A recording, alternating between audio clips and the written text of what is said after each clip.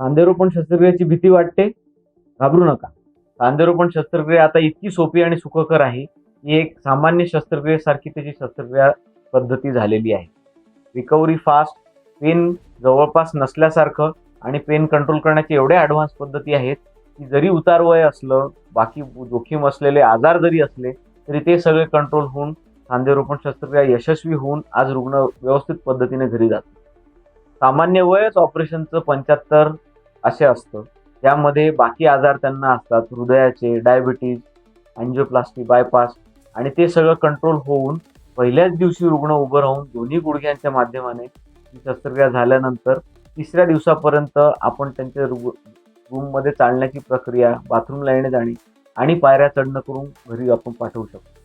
त्यामुळे अत्याधुनिक जे आपण आज पद्धती आहेत सांधेरोपणाच्या, त्या वापर करून निश्चितच ही सांधेरोपण शस्त्रक्रिया इतकी सोपी झाली आहे की अगोदरचा कुठलाच त्रास त्याला आता राहत नाही.